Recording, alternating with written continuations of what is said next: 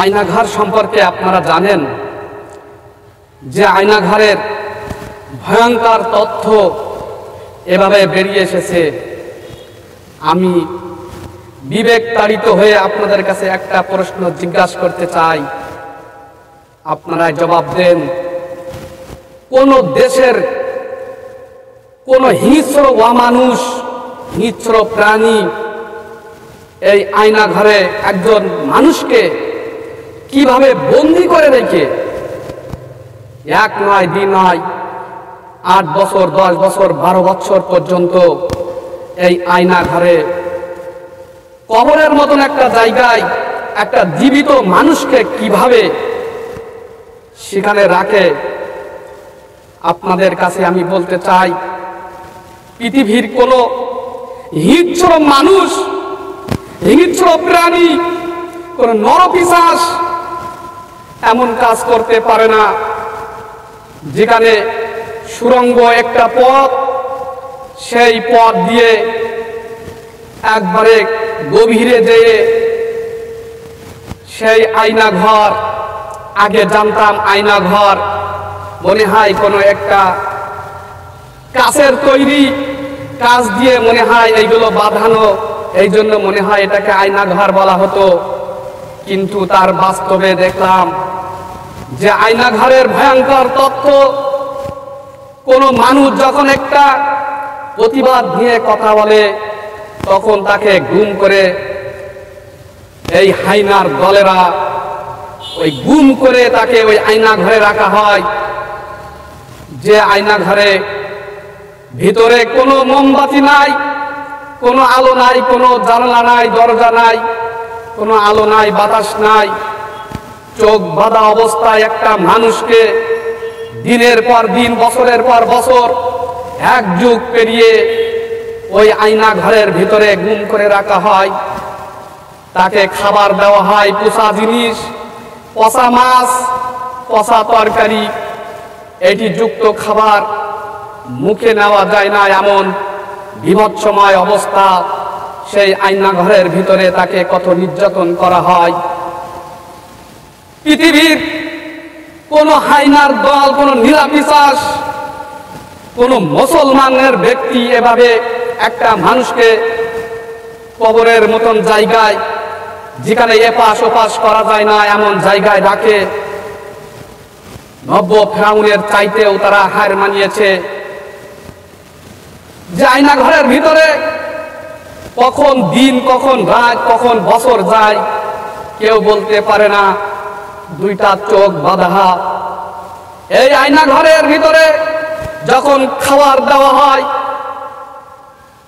ক্ষুধার যন্ত্রণায় খাবারগুলো মুখে নিতে পারে না, তারপরেও জীবন বাঁচানোর জন্য ওই খাবার মুখে নিতে হয়। না পেরে রোজা রাখতে লাগলো। আপনারা জানেন ওই আয়নাঘরের ভিতরে যখন রোজা রাখা হয় তখন 2টা রুটি, একটা কলা, এভাবে একটু ছোলা সেদ্ধ দেওয়া হয়। তারপরেও তারা বলে যে তোমাদের কি 12 মাসই রোজা রাখা লাগে, রোজা পর্যন্ত রাখতে দেয় না। বিবেক তাড়িত হয়ে প্রশ্নগুলো করলাম, একজন মানুষ কি করে একটা কবরের ভিতরে জ্যান্ত মানুষকে এভাবে রাখে? আল্লাহর মায়ের বড় ভাই, ওয়ামাকারুনা ওয়ামাকারুল্লাহু আল্লাহু খায়রুল মাকিরিন। তোমরা যে ষড়যন্ত্র করছো, সব ষড়যন্ত্রকারী আমার আল্লাহর সবচাইতে উত্তম ষড়যন্ত্রকারী। তোমরা যা করছো, যে ফাঁদ পেতেছো, আজ দেশ থেকে তুমি এভাবে পালিয়ে গিয়েছো। পালিয়ে যে আত্মহত্যার চাইতে পালিয়ে যাওয়াটাই বেশি মহাপাপ। আজ দেশে জায়গা হলো না, বিদেশের মাটিতেও তোমাকে কেউ জায়গা দিতে চায় না। আয়নাঘরের মতন ভয়ঙ্কর জায়গায় জীবিত মানুষকে তুমি বছরের পর বছর এভাবে কষ্ট দিয়েছো। তার পরিণতি আল্লাহর কাছে তারা 2 হাত তুলে কান্নাকাটি করছো আর চোখের পানি ফেলে। আল্লাহ তাআলা তাদের ডাক শুনছে। তোমার করুণ পরিণতি, দেশ থেকে তুমি পালিয়ে যেতে বাধ্য হয়েছো। পৃথিবীর কোনো ইতিহাসে কোনো জায়গায় এমন আয়নাঘর নাই যে বছরের পর বছর ওই আয়নাঘরের ভিতরে রেখে একটা মানুষকে নির্যাতন করবে। আল্লাহ তাআলা এইভাবে সহ্য করতে আর না পেরে আল্লাহ তাআলা মাজলুমের ডাক শুনে ঠিকই তোমাকে দেশ থেকে বিতাড়িত হতে হয়েছে, দেশ থেকে পালায়ন করছো।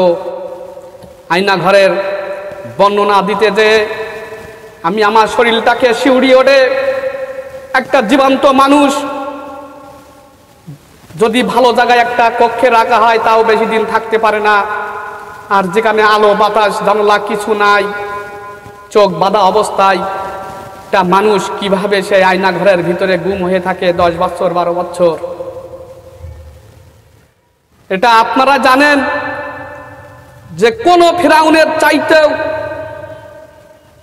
বেশি হিংস্র হয়ে গিয়েছিল বাংলাদেশের সেই ডাইনি।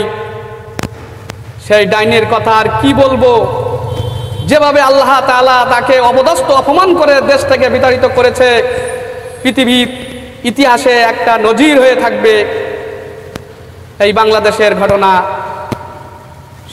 সুপ্রিয় দর্শকবৃন্দ, যদি আমার এই ভিডিওটা ভালো লেগে থাকে তাহলে অবশ্যই একটা লাইক শেয়ার কমেন্টস করতে ভুলবেন না। আর পরবর্তী ভিডিও পাওয়া পর্যন্ত আপনারা সাথেই থাকুন। তো আজ ভিডিওটা এই পর্যন্ত। আসসালামু আলাইকুম ওয়া রাহমাতুল্লাহি ওয়া বারাকাতুহু।